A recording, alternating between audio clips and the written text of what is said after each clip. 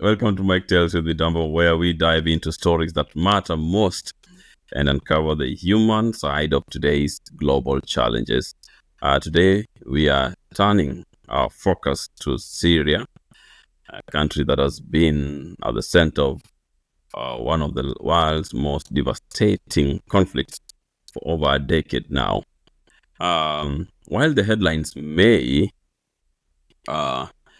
fade, the struggles and resilience of the Syrian people remain, from ongoing political tension to a dire humanitarian crisis. Syria's story is far from over. In this episode, we will explore the latest developments on the ground, the role of global powers in shaping Syria's future, and the untold stories of those living through the unimaginable circumstances. Join us. My guest is Jeff Winstone. Of course, he'll introduce himself better than I've done. He will bring invaluable insights into the current realities in Syria and what we can all learn and do in response. So you can grab your coffee if you take coffee and settle in.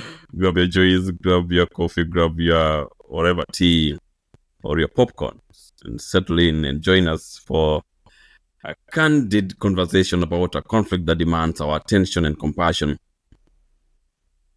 Let's get started. Good evening, good morning, good afternoon, Jeff. It's a fairly cold evening right here in Kenya. So it's a good evening on my end, probably late night on your side. But of course, we're also in the festive season. So season greetings to you and your loved ones. I'm well, and it's quite up to the Merry minute. Christmas to you. Merry Christmas to you too and your family. Good to see you. Good to see you too. Jeff, how did you find my introduction? Sometimes I feel like I need to get to New York Times, do myself an article about me, because I feel like once I don't enough to describe myself. So if you can link me up with the New York Times, guys, maybe I'll be more convincing to do an article. All right, Karibu Sana Jeff. You can go ahead and introduce yourself. Who is Jeff? Well, Jeff Winstone is my name.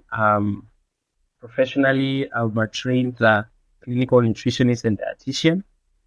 I'm a young person, not Gen Z though, but Gen Z at heart.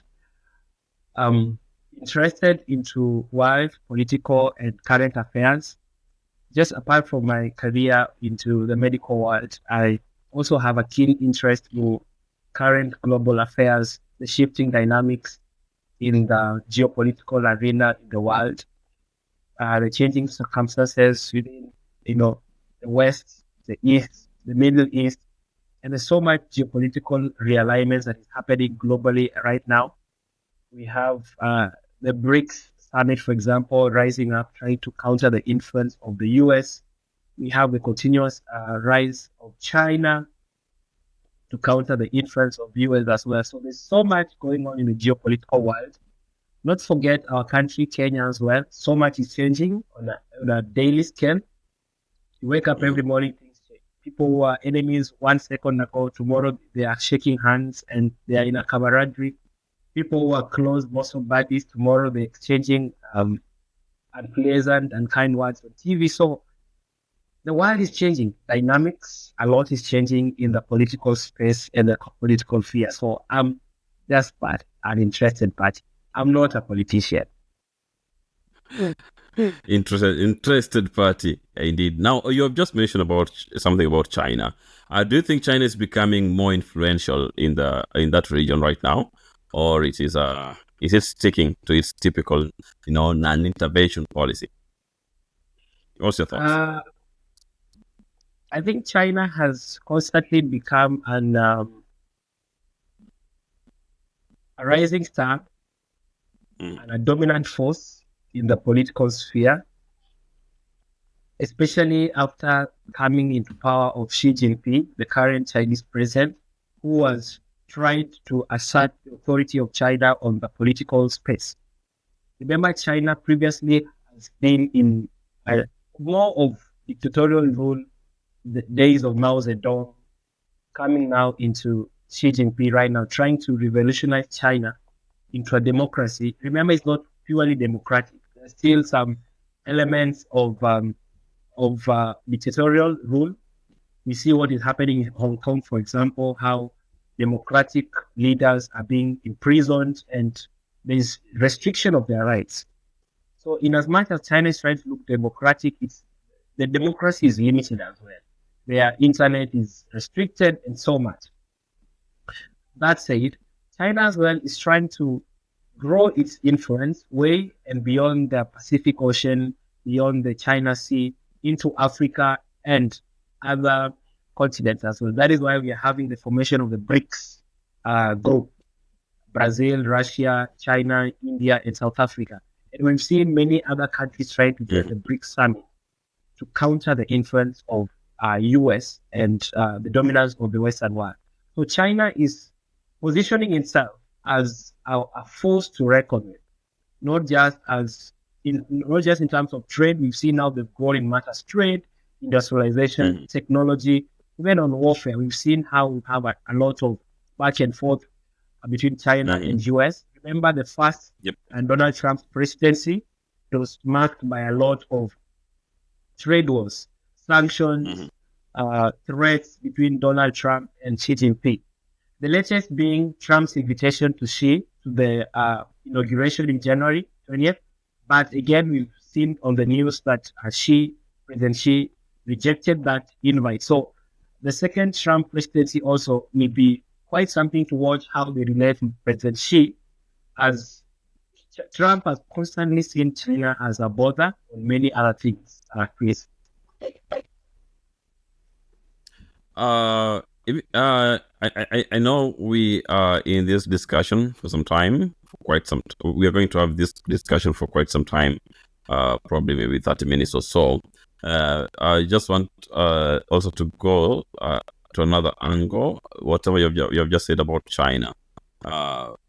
Maybe now, what about America? Because we understand that America has been so much part of the whatever is happening in the Middle East. The America's presence in Syria, primarily about fighting terrorism or other strategic interests. Do you think there are any other interests at play as well?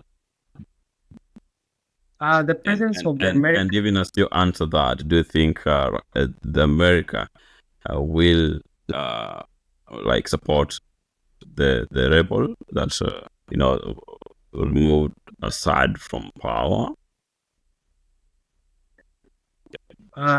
Again, as I said, America has been present in Syria for the longest, ever since the fight in Syria when the city of Aleppo was conquered by rebels in Syria. So US has always been there, and it's almost 8 years of civil war, running into 10 years now. But again, you remember the fall of the current Syrian regime marks end of a 50-year regime of the al-Assad family. I know we'll talk about that at some point. But US has been constantly present in Syria. Why? Because of the growing influence of al-Qaeda. Remember, most of the Syrian rebel armies have been linked to al-Qaeda forces. So the US has been trying to stamp its root in Syria to quell the growing influence of al-Qaeda. We all know what al-Qaeda has done previously in US territories, not just in US territories, but in other countries. Like recently, when they attacked the US embassy in Kenya here, they attacked the US embassy in Tanzania. They struck the Twin Tower in US 9/11 attack. So US has been very keen on the operations of Al-Qaeda. And so, being that many of the rebel forces in Syria were sponsored by Al-Qaeda, then US has constantly been there. Remember, even the current opposition leader, Ahmed, who has led the forces to conquer Damascus, previously was loyal to the Al-Qaeda. But one strategic thing that Ahmed has done is to try to disconnect himself from links to Al-Qaeda. And we've also seen statements from the U.S., Anthony Blinken, the Secretary of State, they're trying to understand his shift in policy. They've acknowledged his somehow disconnect from Al-Qaeda and such forces. So to some extent, we may see a bit of normalization of relations between the U.S. and Syria, particularly because of the current opposition leader who has, made efforts to totally disconnect himself from that branding of terrorist organization. So Abu Muhammad, the current opposition leader, and the one was moved these troops to depose al-Assad from regime now. He's supposed to try change the Syrian outlook. We've seen people go out more freely, celebrations everywhere. So he's trying to make Syria look democratic and open. We saw him meet the current Syrian prime minister, and they promised a peaceful transition of power in Syria. So these are some of the things that the new or the current opposition leader is trying to do that may earn him some good ratings on the global scene as opposed to the previous dictatorial rule, Chris. Now, how do you see the role of the United Nations and other international organizations evolving in Syria? Well, I think what has happened at the moment is the world is still a bit in shock. People are trying to understand the situation in Syria because for the last 10 years, al-Assad has been fighting these rebel forces since the collapse of Aleppo. And to some extent, he managed to manage these rebel forces. We remember his admission into the Arabic League. He started to being accepted back into some of these Arabic nations. People started to normalize ties with him. And so to some extent, again, he became a bit more comfortable and forgot that he had the rebel opposition forces that were fighting him. So even seeing people like the UN, the different councils were starting to re-accept al-Assad back into the global diplomatic space. So what has happened in Syria has taken the world by a shock because nobody expected this. People had imagined that al-Assad had managed to destroy, for lack of a better word, to obliterate the rebel forces. What he forgot to take note is that some of these rebel groups, like the HTS, the main group that opposed al-Assad is the HTS. However, HTS was previously labeled a terror group by the US, but right now they are reconsidering interaction with HTS because of, again, as I mentioned, Mohammed, their leader. But al-Assad, to some extent, downgraded or downplayed the strength of the HTS. So even right now, the world is still trying to understand what had happened in Syria. But this is related by three factors. Number one is the war in Israel, between Israel and Iran. Remember, Iran is a serious sponsor of state terror against Israel to most extent. So Iran being busy in Hezbollah war in Lebanon and Gaza with Hamas, to some extent, they took most of their resources to Hamas and Hezbollah and forgot their partner in Syria. So to some extent, crippled al-Assad. Remember, Russia as well is a partner of Syria, and they will sponsor Syria on a live chain.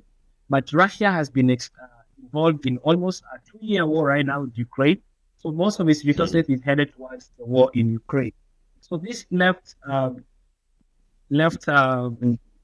al-Assad in a quagmire, so that he did not have a lot of support from his traditional backyard. So he will be exposed. He was vulnerable on several spheres. So those three reasons: the war in Israel, the influence of Iran being involved with Hamas and Lebanon, Hezbollah, and forgetting Syria, and of course Russia also being involved in its own war with Ukraine. So those three main reasons must have fueled this surprise downfall of Damascus. When the rumor started, people couldn't believe it. Remember also Trump, when Trump heard about the fall of Damascus, he said that is their own problem. So again, US left things to be to the elements. He didn't want to. He said actually, like was like we cannot be part of their fight. Like let them fight their own war, something like that. Yeah, exactly. That was what Trump said. He says Syria is not our fight. That is upon them. So that again is a contributing factor to the sudden and shocking fall of al-Assad, because now US just decide no, it's too much. Let them handle their own mess. Please. You just mentioned about Israel some few minutes ago. My question will be, probably Israel will have kind of taken Syria as a strong ally. Why do you think Israel turned against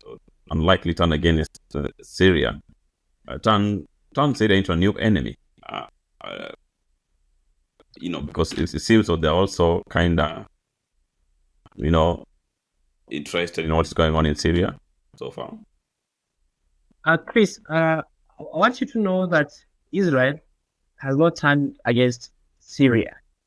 Israel is continuing its offensive against Iran.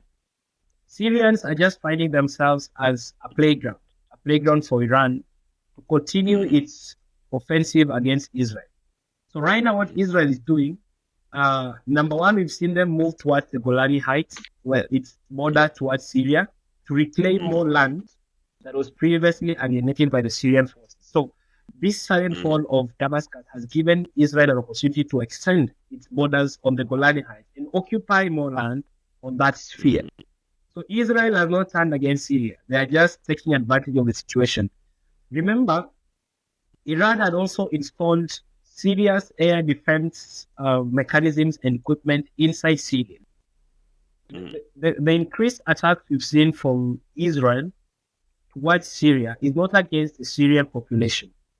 This is an attack against the strategic air defense systems that Iran had installed across Syria to block the airspace of Iran, so that when Israel attacks Iran, then the airspace is blocked. By the time, if it's a missile, if it's a fighter jet, then it cannot be able to land in Iran. So what Israel is doing is to destroy those Iranian missiles defense system and air defense systems inside Syria. So if it's a casualty that is a civilian casualty, that was just by mistake. And the target are those military installations that Iran has inside Syria. Remember in 2014 or 2015, the air defense systems in Syria drowned an Israeli fighter jet. It was not Syrian war. It was the installations of the Iranian air defense system that downed that Israel fighter jet inside Syria, Chris.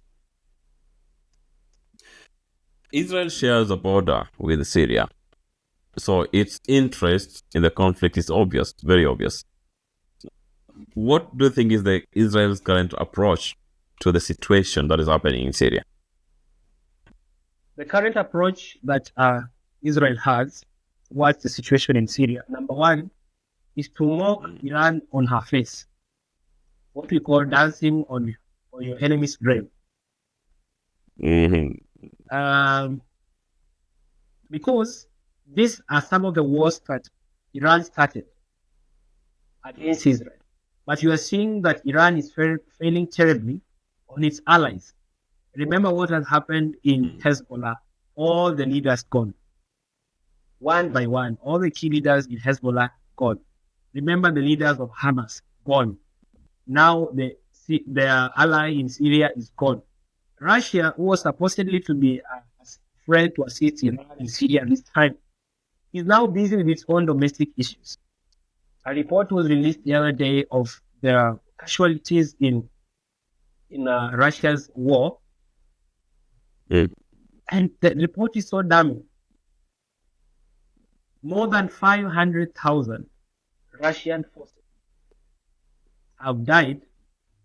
According to the UK Defense Ministry reports, they estimate around 43,000 people dead. In November alone, this this past month. So Russia is increasingly getting more casualties every other day. More actually, the more accurate result is 654,000 Russians ever since the war began in 2022. So Russia in itself is losing this war on a large scale. That is why they reached out to the North Korean dictator to bring them forces as well. But remember, the terrain, the climate, the situation in Russia may not favor the North Koreans because it's a totally different climate. They come from the west, from the east, sorry. And the situation in Russia, the weather may not be so conducive for them. It's a bit cold on that side. So it's still a bit over complex. So what I'll say is at the moment, Israel's approach towards this war is dancing on your enemy's thread. Like telling Iran, you thought you are an Iron Dome, but baby, oh boy, you're just a cry boy. You're just hiding behind proxies to fight your war. So Iran right now is exposed on several scales. Remember, I'd already mentioned the air defense system that they had set up on Syrian airspace is now decimated. So if Israel will send a missile, it just land in Iran in a record time because there is no barrier from Israel to Syria. So right now, I think Ayatollah, wherever he's seated, must be in a lot of concerns. But again, remember there were rumors that Ayatollah is in ICU. I'm not so sure. It was just rumors. So right now, Syria is also still on a bit of a delicate situation with what is happening in Syria. Please. Israel has often carried out hundreds of airstrikes in Syria, targeting Iranian bases, weapon transfers to Hezbollah, and even the military sites. Hezbollah, what's the other one? There's another one. I don't know what's the name. Let me just find the name. There is Hezbollah, and there is they say Hezbollah, and the other one is can't remember the other one.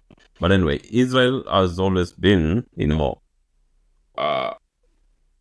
has sent several strikes in Syria, targeting Iranian bases, weapons, transfers to Hezbollah, and even Syrian military sites. I don't know, but can you explain Israel's strategic objective behind this strike in relation to right now what's happening in Syria? Thank you. You see, Chris, what is happening right now is Israel is number one sending a serious warning to the new regime Syria. But as you make new changes, choose your priorities. You don't want to mess with Israel. Even as they're now setting out a transition force, a transition government to set up their new democratic government as they have promised, it is a warning shot to Syria that you don't want to mess with Israel. In fact, Netanyahu said the other day, we will get you wherever you are. And one time when Biden was trying to dilly-dally on his support towards Israel, Netanyahu said, if all supporters will go it alone. And of course, you remember how they went and struck the bases in Iran in response to the Iranian attacks without US knowing. US just found out that they had struck, Iranian military installations. So this is a direct warning towards the new government in Syria that choose your priorities. Syria has had a 10-year civil war. So Israel is simply telling them, choose to start rebuilding your economy, rebuilding your infrastructure. You don't want to start engaging in another war right now because it will be messy, it will be bloody, and it will be bad. Remember, since the fall of Damascus, Israel has conducted more than 350 airstrikes into Syria and hit at least 70 to 80% of Syria's military assets all across Damascus, the towns of Latakia, and many other towns are there. So you can imagine the Syrian military is weakened at this moment. The army fled with the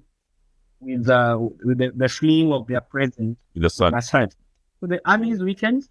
The few army that remain loyal to al-Assad, they are right now being at risk of being persecuted for being collaborators. We've seen discussions where they are being seen as collaborators and may, to some extent, face punishment. So again, Israel doesn't want Syria to continue that war. They just want to tell them keep off Iran, keep off Israeli affairs. That's why again you see how they have increased the occupation of the Hezbollah of Golani Heights, but you've not seen much of aggression from Syria either. I don't know. There was another clan or community that came out and said they want to be part of Israel. It's not been confirmed. It's just been things going on online. It has not been confirmed. There's been dispute that is not true. The Syrian government have said that is not a true fact, but we've seen people around the Golani Heights area saying they want to be part of Israel. So again, Israel is simply sending a warning to Syria. Keep on to your domestic affairs. Keep away from Israel and our wars. Leave our war to ourselves. Be able to manage. We are able to manage ourselves. All right. Even as we continue in this podcast at this moment, we are discussing about what just took place in Syria some 5 days ago. Is it 5 days or 13 days ago? Can't remember. But we also talking about who is in charge, what's happening in Syria, how is it affecting the Middle East as well, and how is this, the ripple effect. I know that many countries in the Middle East are affected. Actually, across the Middle East are affected, and we're just trying to discuss, to get to understand as well, to share our views on this. Mike Tales with Midamba. The Assad family ruled Syria for more than 50 years with an iron fist. This according to BBC. Now that has come to an end. Bashar al-Assad became president after the death of his father in the year 2000. His father was called Hafez, who had ruled for almost 3 decades. In 2011, he brutally crushed a peaceful pro-democracy uprising, sparking a devastating civil war in which more than 500,000 people have been killed and 12 million others have been forced to flee their homes. 500,000 people have been killed. Now, Jeff, refugees from Syria have transformed the demographics of countries like Jordan, Turkey, and Lebanon. Beyond just the numbers, Now, how has this impacted the economies, politics, and social cohesion of this nation, the Middle East? It's one of the biggest contributing factors. The rapid downfall of al-Assad is the economy. Under his watch, the Syrian economy has gone south, gone and tumbled, and was obliterated. So the situation in Syria was totally terrible. There was a humanitarian crisis. There was lack of infrastructure, constant war. But on the backdrop of that, the al-Assad family was living in opulence. They were living large. They were living the fast lane. They were living flashy lifestyle. We saw the other day CNN showing us the garage for al-Assad. He had the Bentley, he had the Rolls Royce, he had the McLaren, he had all the flashy cars you want to see. Mercedes, all kinds of the best cars in this world is what you imagine. He had a collection of vintage cars. He had a collection of sport cars, armored vehicles. They went into his private room. He was buying all the kind of designer clothes, Gucci, Louis Vuitton, all these kind of things that Burberry, all these kind of things that people live in New York, not in Syria, where the economy is totally deplorable. That is what again pushed the citizens to support the rebels against the government. So this has totally impacted the economy of Syria in a very bad way. Can you imagine? Syria has a total population of 6 million refugees ever since the siege was started. And now with the fall of Damascus again, we've started seeing nations refusing to admit Syrian refugees. UK the other day gave a statement about the Syrian refugees. We saw US, of course, US right now, we know there's a bit of concern how Trump will handle immigrants. So right now, Syrian refugees are a bit stranded. They're quite in a situation, more than 6 million people. We saw Austria, for example, 1 or 2 days ago, we were offering to pay 1,000 euros to any Syrian who wants to go back home. So the crisis is so bad that even other nations are willing to take economic burdens to take them back, because it's an influx of people, it's an influx of population. So that the world is trying to see, how do you manage this? 10 years of war is not a short time. All the way from 2013 up to today, it's quite a big situation. So that is why we are seeing the struggle by UN refugee agencies trying to see how to resettle these people. A majority of them, up to 57 to 60% of the refugees, are in Lebanon, they are in Jordan, they are in Iraq, they're in Egypt. They're supposed to be settled back. Lebanon is not safe either.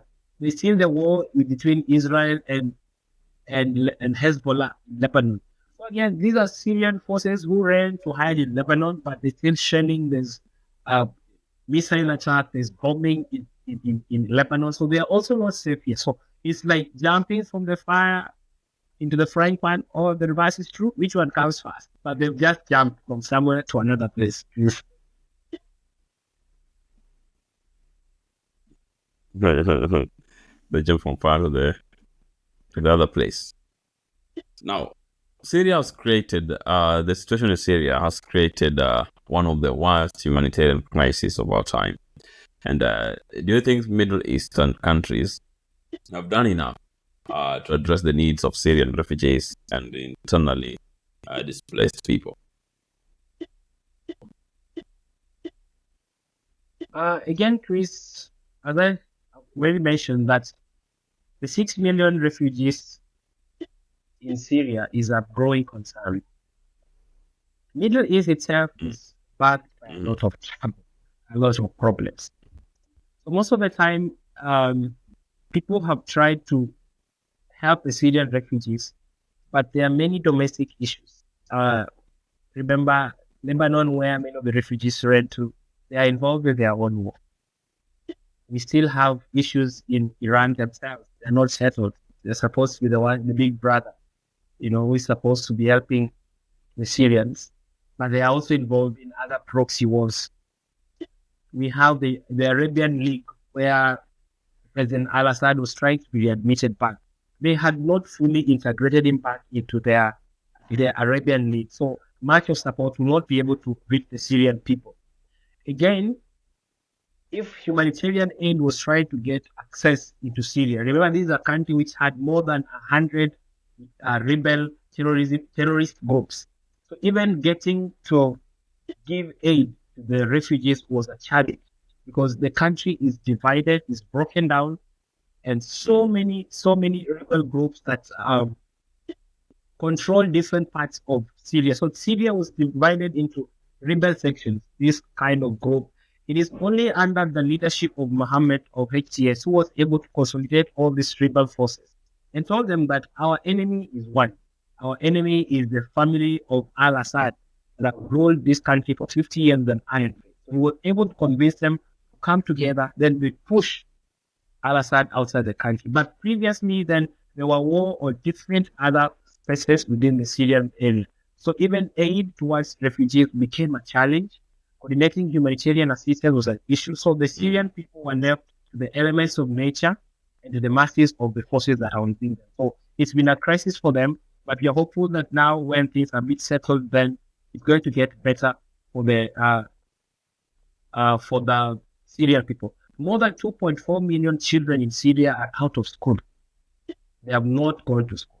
1.6 million children grew up, I think it's 10 years. Some of them have grown up from, if you are born in 2013, 10 years, 9 years back, you've stayed your entire life, you only know war. So some of them will grow up not knowing formal education, not knowing civilization. They've only known war all the entire life. So it's a bit of a crisis, but we are hopeful that the opposition leader, Mr. Mohammed, is a bit, looks sober, looks democratic, and may be able to help the Syrian people.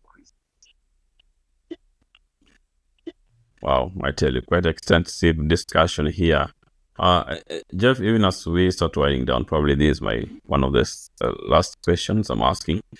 China has been quietly expanding its economic influence across the Middle East, including in Syria.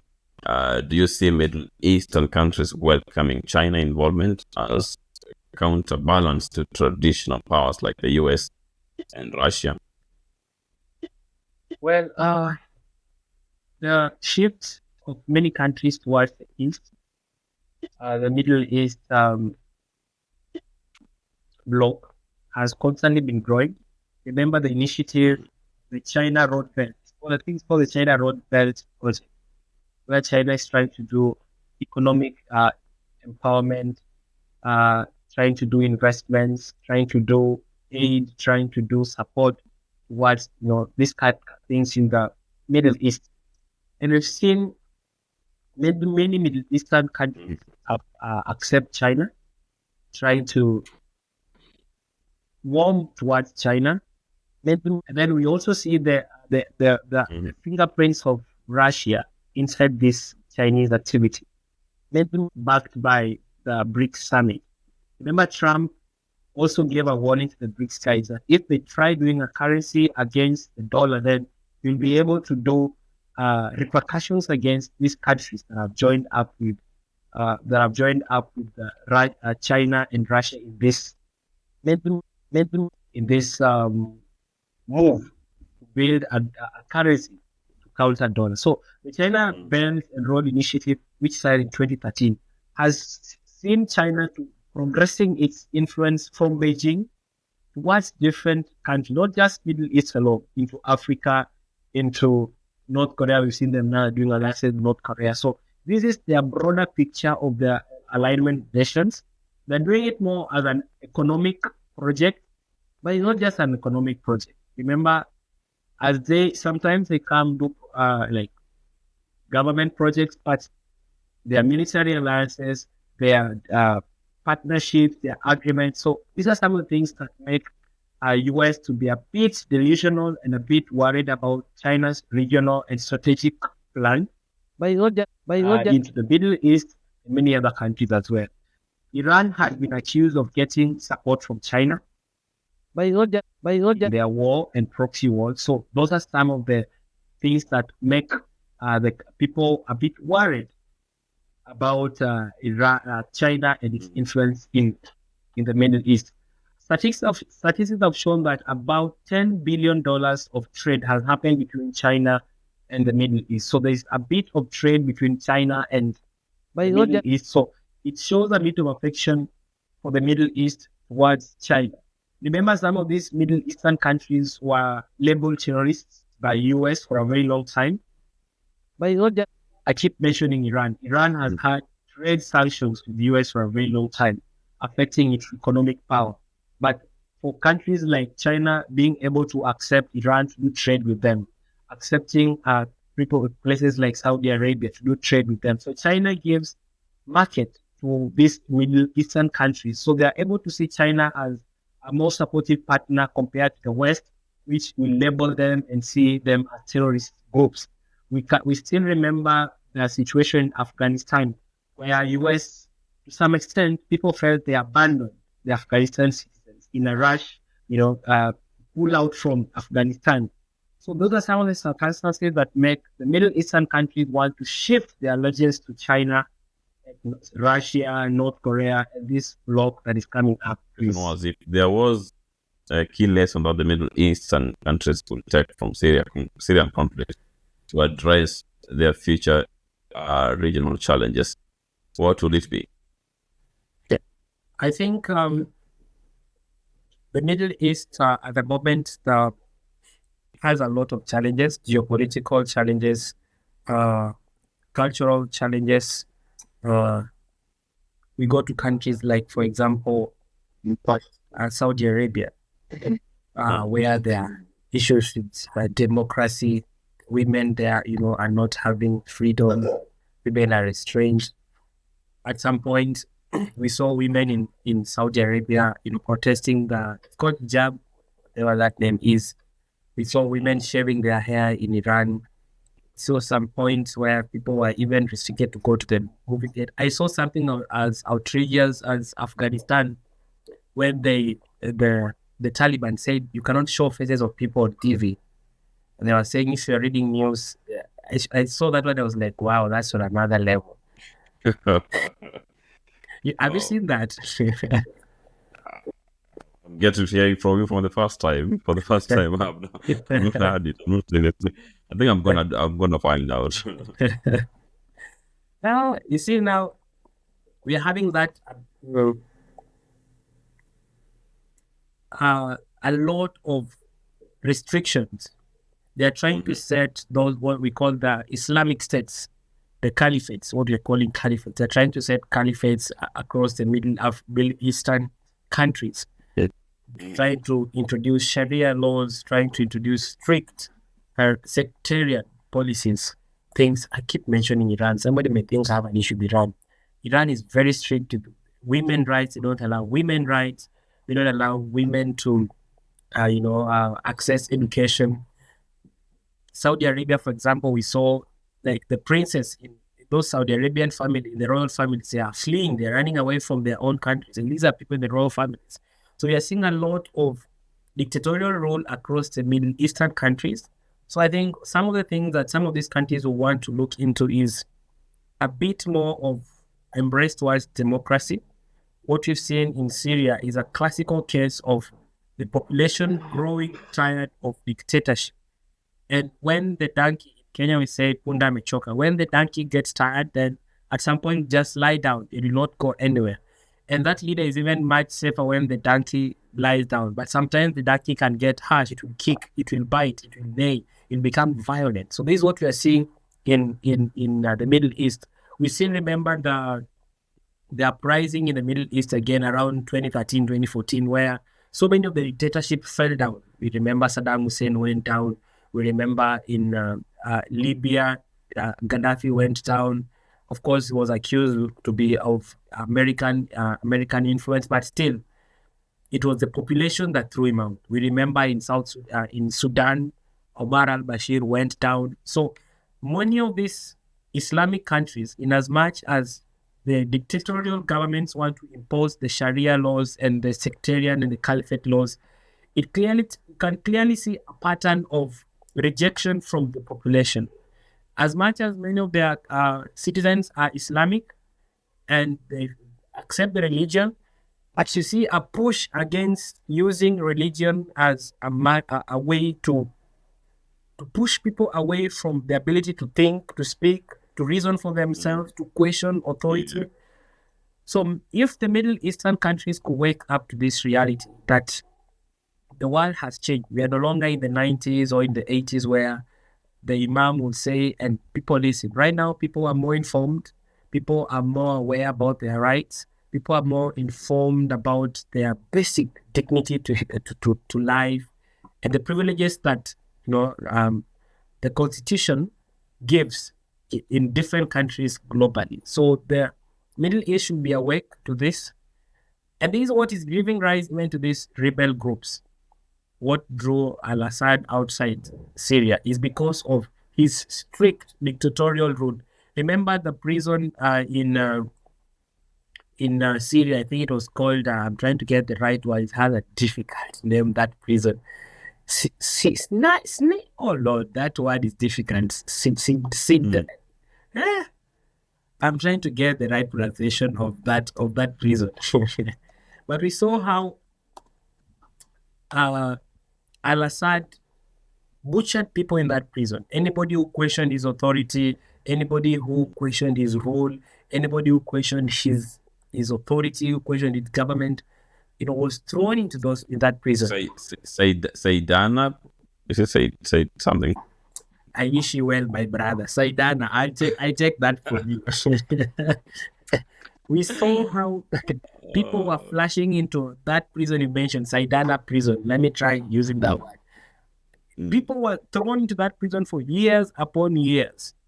And we saw prisoners that were moved from the prison. Some of them were totally oblivious of where they are. They have lost track of time. They've lost track of humanity. They've lost track of themselves. They look totally messed up because they've been locked down there, tortured, maimed, people are killed. They even found a book of execution, how many people have been executed. They were even documenting how many people they've executed in that prison. So we are having a pattern of Middle Eastern countries imposing sanctions, imposing strict religious rules against their population, and leaders trying to hold on to power in the name of religion, but the populations are growing tired. So Middle Eastern countries will really try to look into human rights, accept that people are a bit more aware, people are a bit more informed, and people are a bit more exposed to their rights and their freedoms, as opposed to those earlier days when they are just comfortable and keep quiet. It's a sad thing that what is happening in Afghanistan, for example, the Taliban rule, and how Afghanistan has gone many, many years back because of the introduction of the Taliban rule and the strict Sharia laws. I was seeing a photo somewhere of Iran in the 1963s, 1970s. It was just a nice cosmopolitan city. Women were just having their rights, walking around, doing things. It was, very much advanced. You Google or check photos of Iran in the 67, in the 68. It will shock you because it will look like New York. It gives you the Los Angeles vibes, gives you the Paris, France vibes. But right now, that has really, really evolved. Why? Because of strict Islamic Sharia laws. There's nothing bad about a country being religious, but we cannot use religion as a medium to oppress the masses and lock them down. The masses will just fight back. Remember, power is transient, and power comes from the people. And a time comes when the people themselves will demand that power back. And when the people demand power back, it gets loud, it gets messy, and it gets terrible, Chris. It's just a matter of time. I've seen the right spelling of the prison. It should be Naya, if I'm not wrong. We tried, even the right one six became too hard for you. It's mouthful. Anyway, I think that should bring us to the end of this session. Jeff, I think we should end it there, unless you want to add anything. No, I think I want to end it at that.